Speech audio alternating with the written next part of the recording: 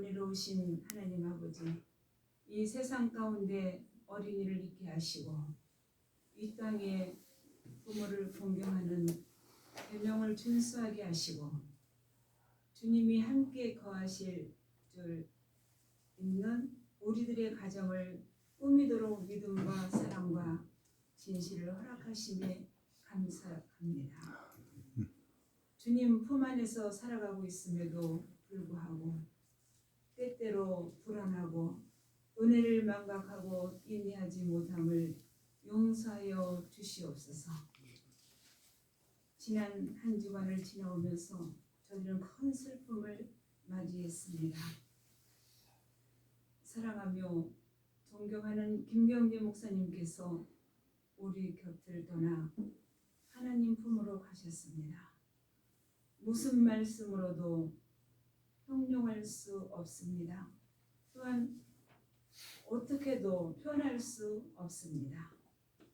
한 가정에 좋으신 남편이셨고 훌륭하신 아버지셨고 자상하고 인자하신 할아버지였던 김경재 목사님, 우리들에게는 큰 스승이셨고 버팀목이 되어주셨던 목사님, 길 잃은 자들에게 나침반이셨고 등대이셨던 목사님, 모든 분들에게는 큰 별이셨던 목사님이셨습니다.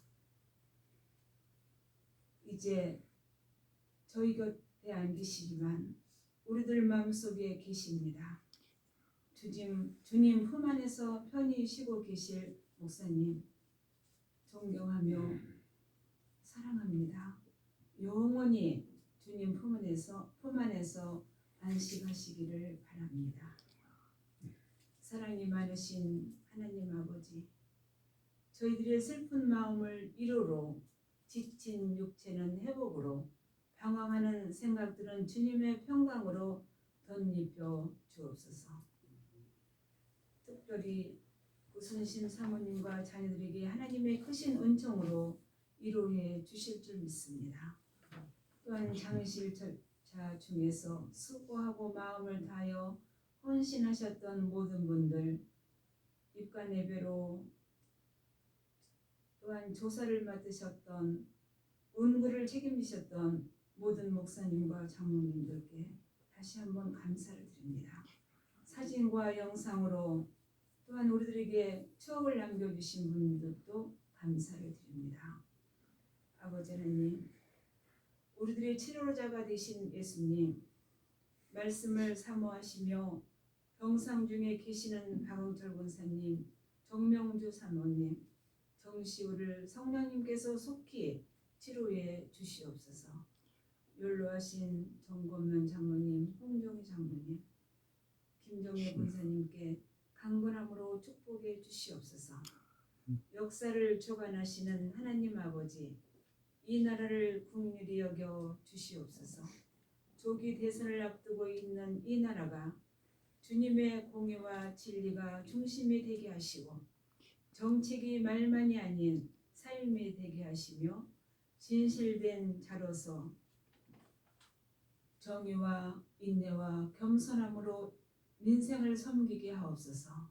능력이 많으신 하나님 아버지, 이 시간 하나님의 말씀을 대언하실 박효성 목사님께 성령의 권능으로 붙드시고 강하고 담대함을 허락하사 진리의 말씀을 온전히 선포하게 하옵소서. 말씀을 듣는 우리들의 심경에 큰 울림이 있도록 역사하시옵소서. 주님, 예배를 위하여 수고하시는 손길들을 축복하시고 위로해 주시옵소서.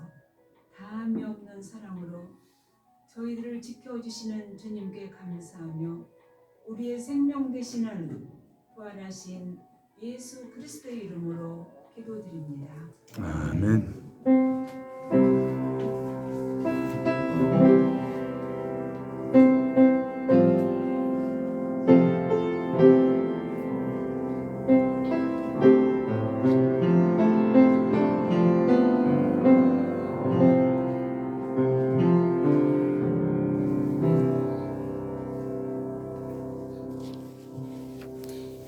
요한복음 11장 30절에서 44절 말씀입니다.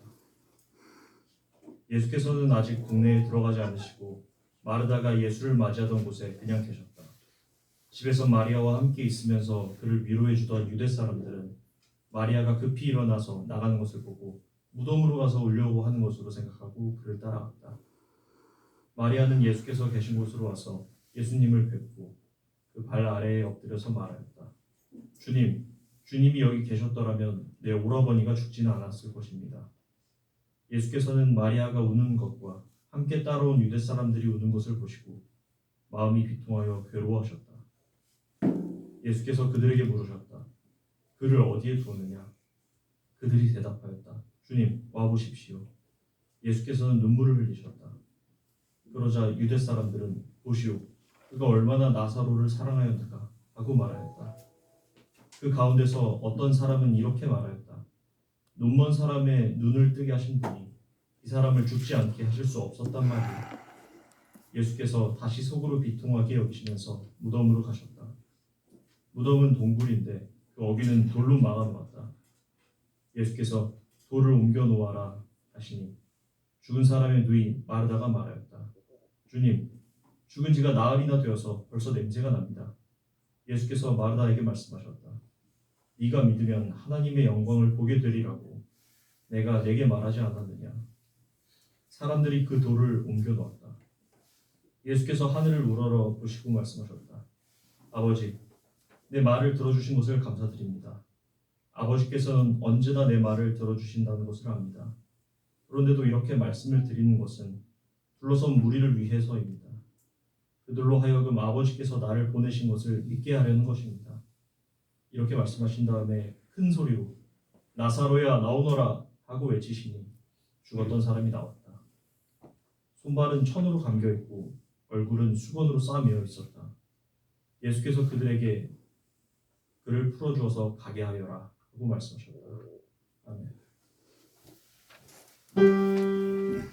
이 말씀 따라 사는 동안 지치지 않게 하시고 이 말씀 따라 사는 동안 주님 나라 이루소서.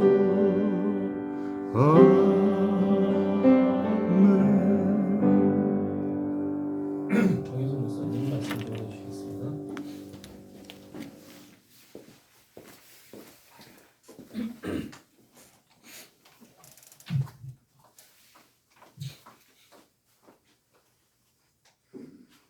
한 주 동안 평안들 하셨어요? 네. 우리 하나님 아버지의 은혜와 평강이 넘치시길, 특별히 유가족분들에게도 자리하시는 유가족분들에게도 하나님의 자비와 하나님의 위로하심이 넘치시길 빕니다. 이 3일 계속 비가 내리는 것을 제가 느끼기를 비가 토닥토닥 오는 것으로 느꼈습니다. 그래서 하늘에 계신 아버지 품에 고개 안기셔서 마치 김 목사님께서 잘 있다, 걱정하지 마라 하면서 우리를 잔잔히 토닥이시는 듯 했습니다. 이번 3일 동안 목사님을 마지막으로 보내드리는 과정에서 조문객들을 맞으면서 그분들과 잠깐씩 대화를 나누는 과정에 공통점을 하나 발견했는데요. 그것은 하나같이 자신의 부족하고 나약하고 못났던 상태에서 김 목사님께서 따뜻하게 안아주셨다는 그 공통점이 있었습니다. 그래서 베풀어 주신 사람만큼 잘 살고 있지 못하다는 그런 회한도 말씀하시면서 그 자신들의 그 죄송스러워한 그런 말도 많이 했습니다. 그럼에도 불구하고 사람이 참 사람답게 살게 하는 그 힘은 그 목사님한테 받은 그 사랑이구나 하는 것을 그 사람의 언어에서, 그 목소리에서, 그 눈빛에서 보게 되어서 참 뭐라 그럴까, 마음이 든든하고 행복했습니다. 저것이구나 하는 생각이 들었습니다. 저도 어제 우리 홍 목사님께서 전화하셔가지고 오늘 설교에 참석하신다고 그러시면서 오늘 설교에서 김 목사님 관한 말씀을 하시지 않겠냐고 그러면서 그러셔서 잠깐 김 목사님과의 저의 만남을 잠깐 말씀을 좀 드리고 싶습니다. 저도 신학을 시작한 지 20년이 되었는데요. 김 목사님께서 대학원 수업 시간은 일반적으로 아주 이성이 비판적인 이성이나 합리적인 이성이 팽팽하게 공존되는 그런 상태인데도 불구하고 그 과정에서 목사님의 강의를 통해서 제가 울컥울컥하는 것을 종종 경험했습니다. 20년 됐죠. 20년. 벌써 20년 전인데요.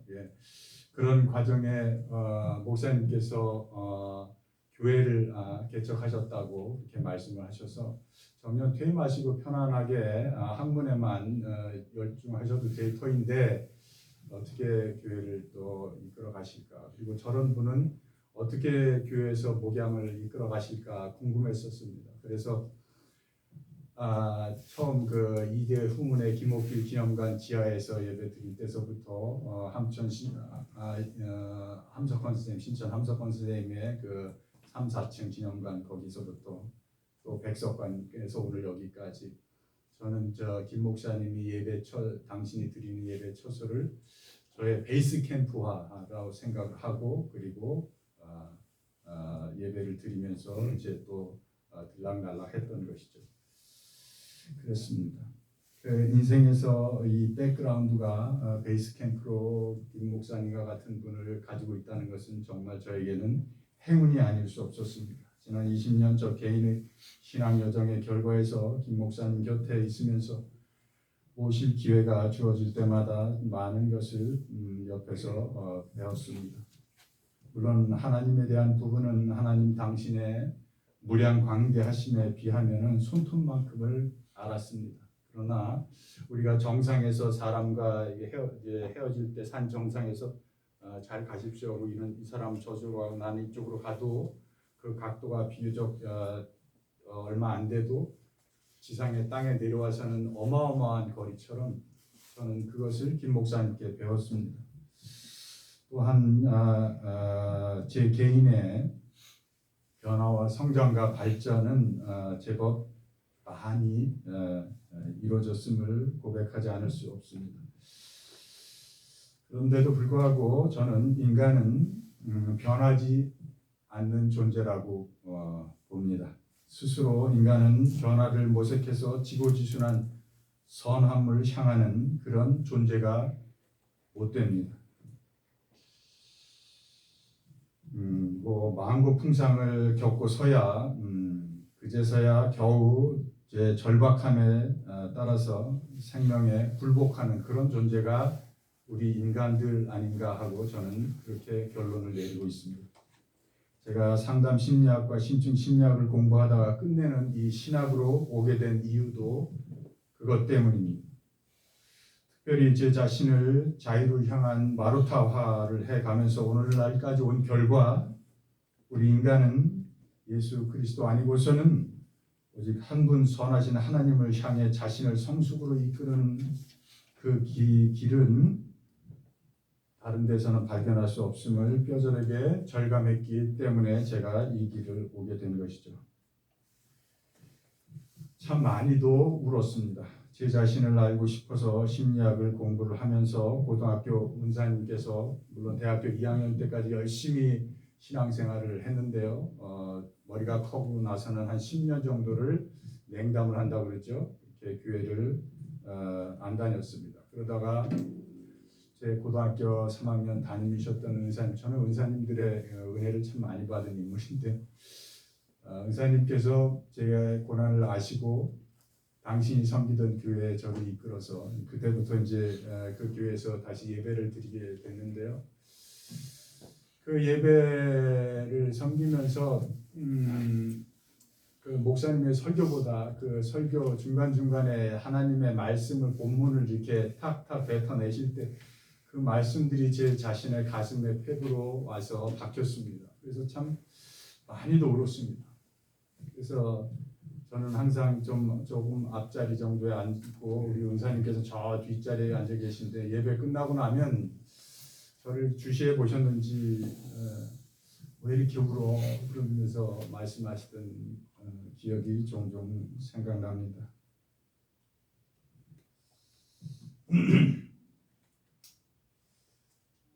그렇게 20년이 지났는데도 저는 아직도 주님 앞에만 서면 눈물이 납니다. 처음에는 서럽고 서글퍼서 마치 엄마 품에 안겨서 우는 아이처럼 제 신세가 서글퍼서 울었더라면 차츰 이웃의 아픔을 고통을 보는 눈이 열리면서 공감하게 되는 눈물이 나고요. 그리고 요즘에는 다시 목회에 대한 한국의 개신교의 목회에 대한 절박한 심정에서 눈물이 나더라고요.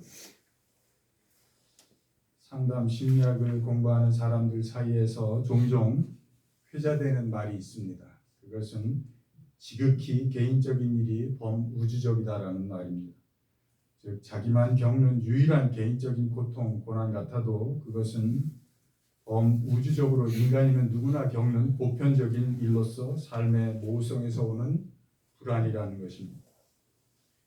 누구한테 말할 수 없는 나만이 겪는 고통과 문제들인 줄 혼자만 알고 그래서 끙끙대고 감추고 괴로워했으나 인간으로서 겪어 통과해야만 하는 통과 의례라고 그렇게 봅니다. 자신의 후반전을 찬란하게 꽃피우고 싶은 그런 분들은 이 통과 의례를 기필코 겪어내야 하는 것이죠. 비로소 그 씨름의 과정을 통해서 자신을 바로 알고 하나님을 깨닫고 이웃의 고난을 공감할 줄 아는 그런 참 인간이 되어가는 것이죠. 베드로전서 5장 6절 이하에는 이렇게 베드로는 우리에게 권면해주고 있습니다. 너희 불안을 다 주께 맡기라. 이는 주께서 너희를 돌보고 계심이라. 정신을 차리고 깨어있으라.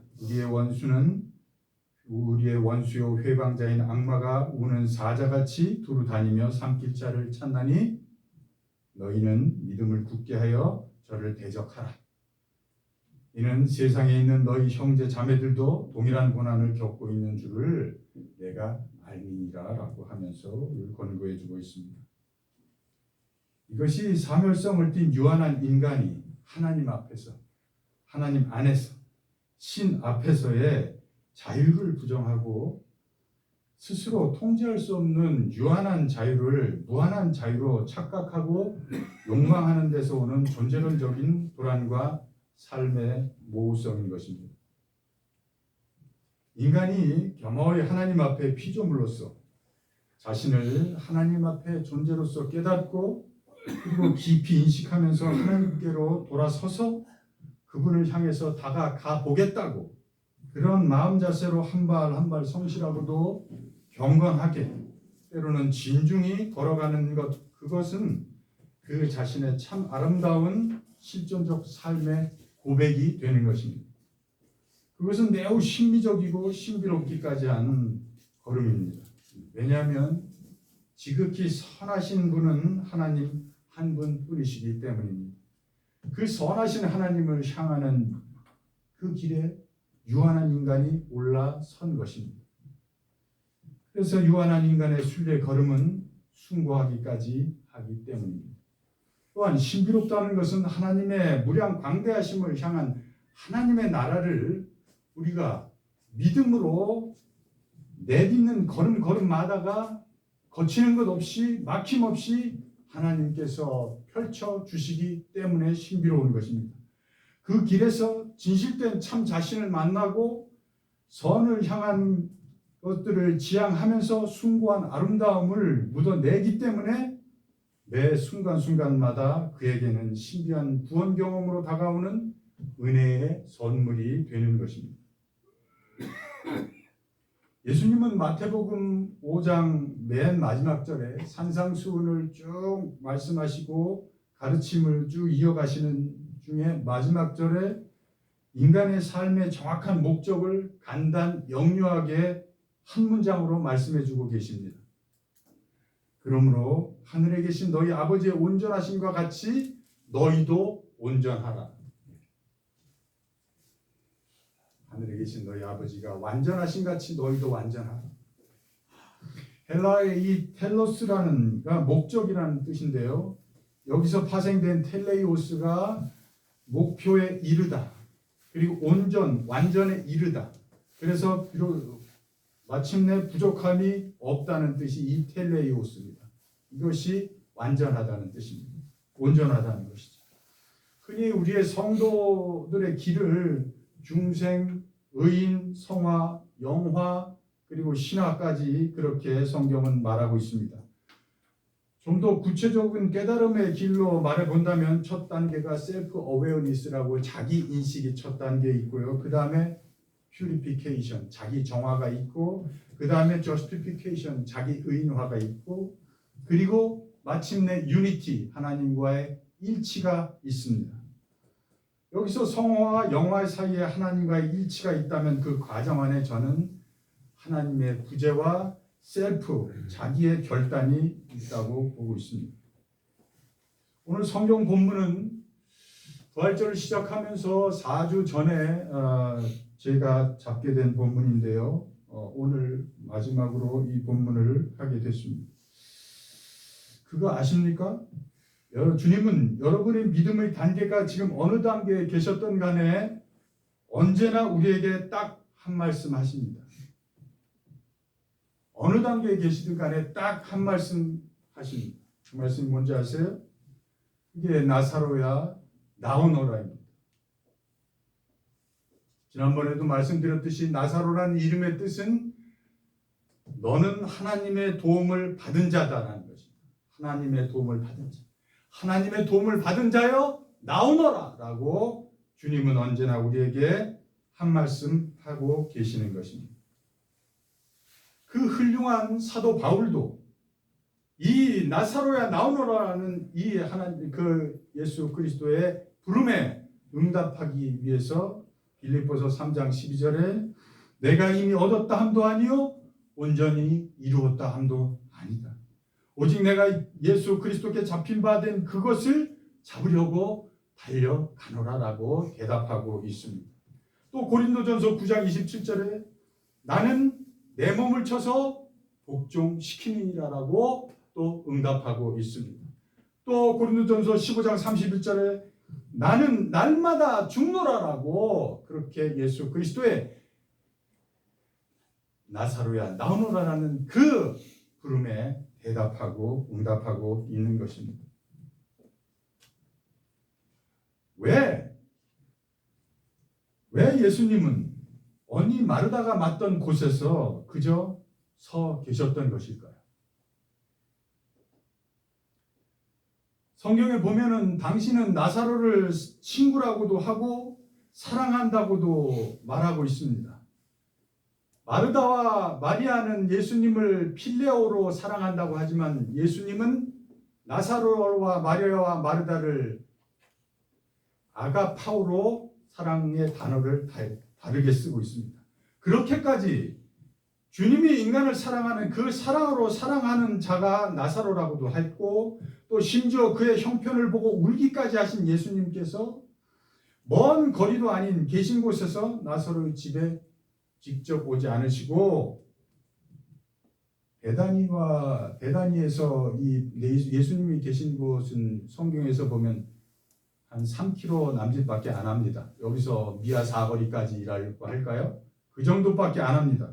그럼에도 불구하고 예수님은 이틀을 더 나사로가 병들었다고 하는데도 불구하고 그 사랑하는 나사로의 소식을 기별을 전해 들었는데도 불구하고 이틀을 더 3km나 되는 고작 그 거리에서 지체하십니다. 우리가 보기엔 지체죠. 그리고 마리다를 맞던 곳에서도 또 기다리고 마리아까지 그곳에서 꼼짝 않고 기다리고 계시는 것입니다.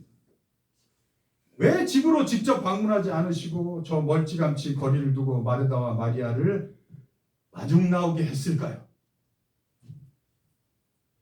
전도서 3장 10절 이하에는 천하 범사가 기한이 있고 모든 목적이 이룰 때가 있나니 날 때가 있고 죽을 때가 있으며 심을 때가 있고 뽑을 때가 있으며 죽일 때가 있고 치유시킬 때가 있으며 헐 때가 있고 세울 때가 있으며 울 때가 있고 웃을 때가 있으며 슬퍼할 때가 있고 춤출 때가 있느니라라고. 하나님이 모든 것을 지으시되 때를 따라 아름답게 하셨느니라라고 말씀하고 계십니다. 이것이 하나님의 경륜입니다.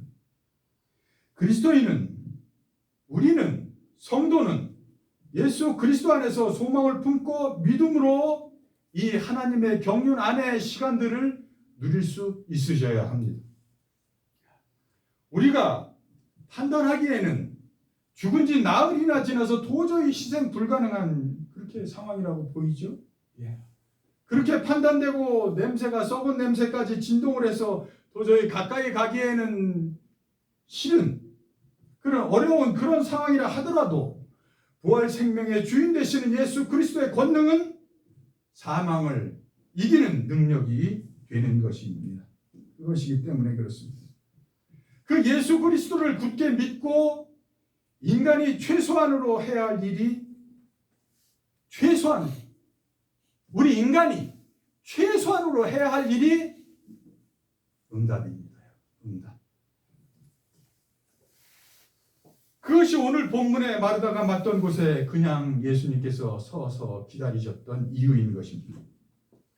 계시록 3장 19절에는 물은 내가 사랑하는 자는 누구든지 책망도 하고 징계도 하나니 그러므로 내가 열심을 내라 노력도 하고 회개도 해라 라고 말씀하고 계십니다.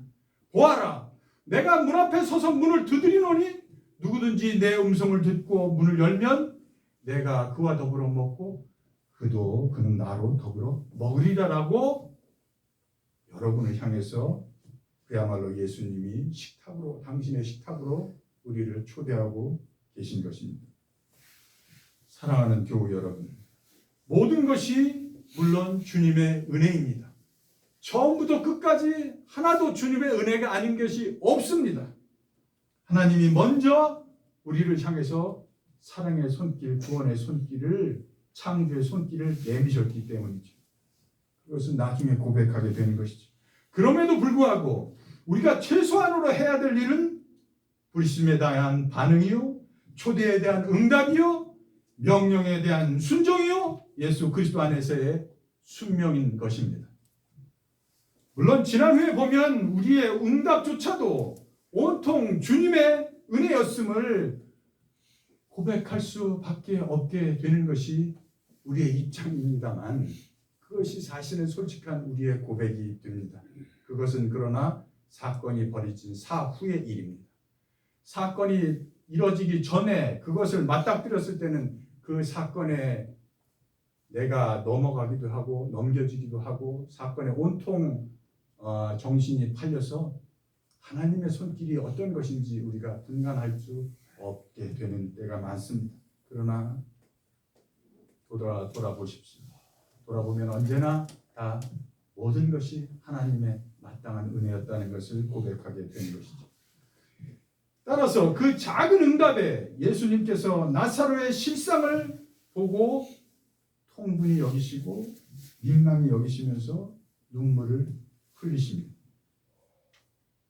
그 작은 응답에 비로소 예수님께서 우리 안으로 가까이 들어오시는 것이죠.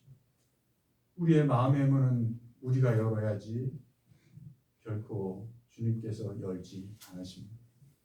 그 마음의 빗장을 여시는 것이 최소한의 여러분의 응답입니다. 이때 주님과 많이 우십시오.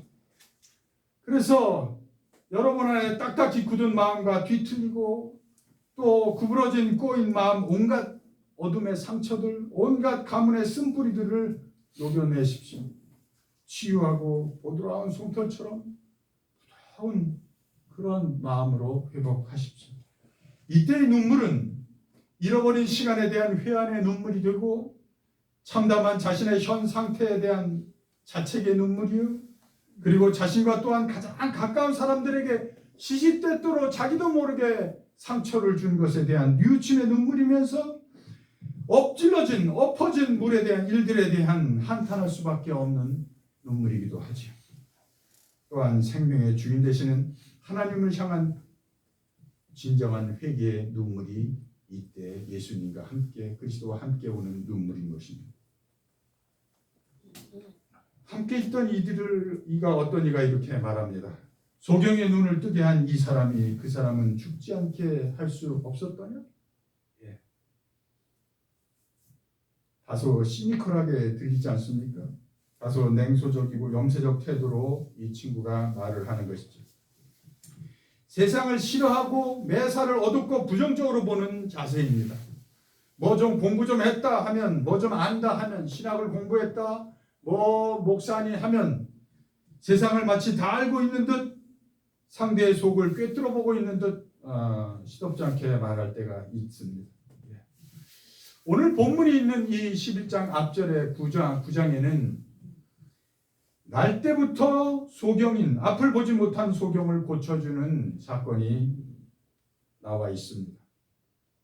이 사람은 그 사건을 경험한 사람이겠죠. 이런 말을 하는 것을 보면 말입니다.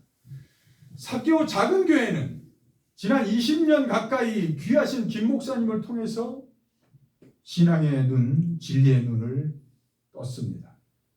아마 여러분들은 다 뜨셨다고 저는 확신합니다. 그러나 가장 치명적인 유혹은 그 눈뜸에서 끊임없이 자기 합리화를 고수하고 생활한다는 것입니다. 그것은 우리가 경계해야 될 부분입니다. 우리의 신앙 여정은 김 목사님이 종종 말씀하셨듯이 대갈박만으로 하는 신앙은 거기에 안주하면 안 된다는 것입니다. 머리에서 가슴으로, 가슴에서 손과 발로 마침내 우리 전 존재를 예수 그리스도를 온전히 따르는 생활 신앙으로 그렇게 우리 전 존재를 가져가야 한다는 것이죠. 사도 바울이 부활한 예수 그리스도의 부르심에 시시때때로 순종하며 응답하여 일어섰던 이유도 여기에 있는 것입니다. 고린도전서 9장 27절에는 내가 내 몸을 쳐서 복종하게 함은 내가 남에게 전파한 후에 자기가 도리어 버림이 될까 두려워함이라고 고백하고 있습니다. 또 빌립보서 3장 12절에도 내가 이미 얻었다 함도 아니요 온전히 이루었다 함도 아니라 오직 내가 예수 그리스도께 잡힌 바 된 그것을 잡으려고 쫓아 달려가노라. 어찌하든지 죽은 자 가운데서 내가 부활에 이르려 하노라라고 그렇게 자기의 실존을 예수 그리스도의 부르심의 응답으로 답하고 있는 것입니다. 사랑하는 사개오 작은 교회 교우 여러분, 진정으로 예수 그리스도를 믿는다는 말은 무슨 의미일까요? 진정으로 예수 그리스도를 믿는다는 말은 도대체 무슨 의미일까요? 나는 부활이요 생명이니 나를 믿는 자는 죽어도 살겠고 살아서 믿는 자는 영원히 죽지 아니하리라. 내가 이것을 믿느냐? 마르다가 대답합니다. 주여 그러하리이다. 주는 그리스도시요 세상에 오시는 살아계신 하나님의 아들이심을 내가 믿나이다. 여러분, 예수 그리스도께서 사랑하시는 베드로도 이렇게 주님 앞에 똑같이 고백을 하고 밥 울기 전에 3번 예수님을 부인했습니다. 오늘 마르다도 똑같이 주여 그러하오이다. 주는 그리스도시요 살아계신 세상에 오시는 하나님의 아들이심을 내가 믿나이다 라고 고백을 하고서 그리고 이렇게 예수님께 얘기합니다. 주여 죽은 지가 나흘이냐 지났나이다.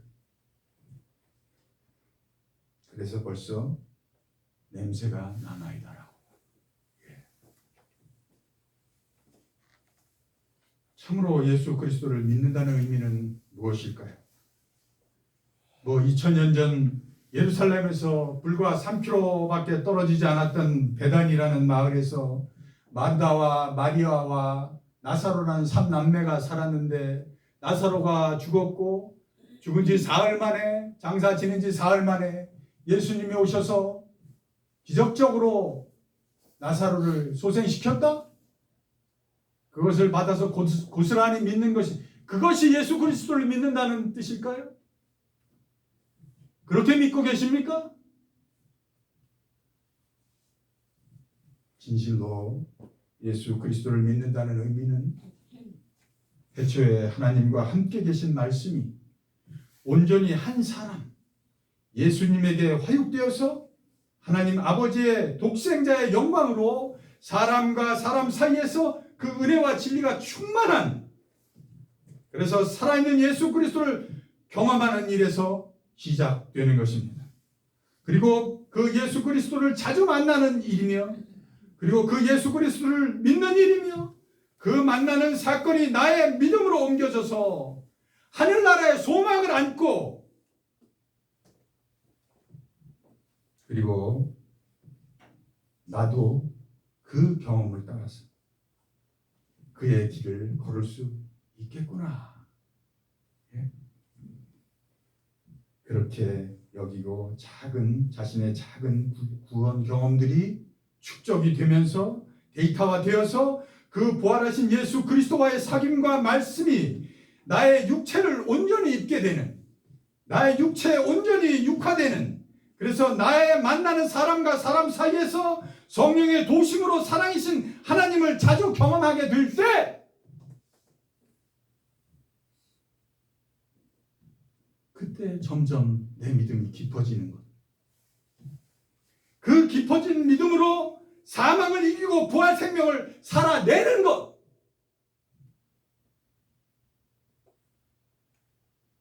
하나님은 사랑이시기에 진정으로 하나님을 만나고 싶은 간절함을 품은 성도가 이웃과의 관계 속에서만이 사랑을 녹여냄으로써 아버지의 옷자락을 겨우 만질 수 있는 것. 그 은총을 늘 입는 것. 1년에 이 실존으로 묻어내는 삶의 과정, 믿음의 순례 여정, 그 여정을 자기 속도에 맞게 용기를 내고 묵묵히 지속적으로 걸어가는 것. 이것이 예수 그리스도를 진정으로 믿는다는 의미입니다, 여러분. 36절에 한 유대인의 말처럼 예수님이 얼마나 그를 사랑하였는지 보라 라고 말하고 있습니다. 우리는 이제 정직하게 고백할 수 있습니다. 20년입니다. 우리는 김경재 원로 목사님께 받은 사랑으로 예수 그리스도께서 여러분들을 얼마나 사랑했는지를 고백하지 않을 수 없습니다. 오늘 그 예수 그리스도께서 여러분을 향해 큰 소리로 부르십니다. 나사로야 나오너라. 하나님의 도심을 받은 자여 나오너라 라고 부르시고 있습니다. 나사로 주위에 있는 사람들은 들으라. 그를 풀어놓아 다니게 하라. 그의 꽁꽁 싸매었던 죽음의 옷들과 사망의 옷들과 어둠의 옷들을 벗기고 풀어놓아 그만의 복된 길을, 숭고한 길을 하나님을 향해서 걷게 하라라고 오늘 예수님께서 여러분들에게 명령하고 계신 것입니다. 기도하시겠습니다. 참 좋으신 나의 영혼의 아버지의 아버지요, 이제로부터 영원히 이 차 안에서 육신이 다하여 하나님 아버지의 품에 당도할 때까지 먼저 가신 우리 사랑하고 존경하는 고 김경재 원로 목사님의 손가락 끝에 생명수 한 방울을 찍어 기필코 부활 생명에 이르고자 머리 숙인 우리들의 가란 심령을 날마다 해갈하여 주옵소서. 그리고 그렇게 해주심을 믿고 감사하나이다. 항상 주의 자녀의 간구를 들으시는 줄을 우리가 알았나이다. 우리의 부활 생명으로 인하여 우리가 아버지의 자녀임을 저들로 믿게 하려 함이니 오직 아버지께서 영광 받아 주시옵소서. 예수 그리스도 이름으로 기도합니다. 아멘.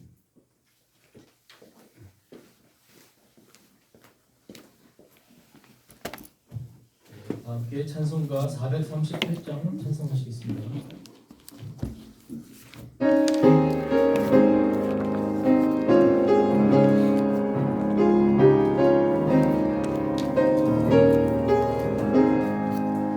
내 영혼이 은총이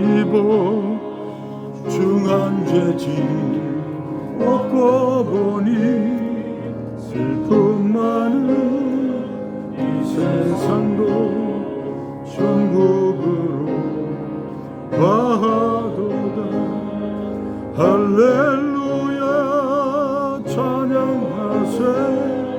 내 모든 죄 사함받고 주 예수와 동행하니 그 어디나 하늘나라. 주의 얼굴 뵙기 전에 멀리 뵈던 하늘나라. 내 맘속에 이루어지니 날로 가깝도다. 할렐루야 찬양하세. 내 모든 죄 사함받고 주 예수와 동행하니 그 어디나 하늘나라.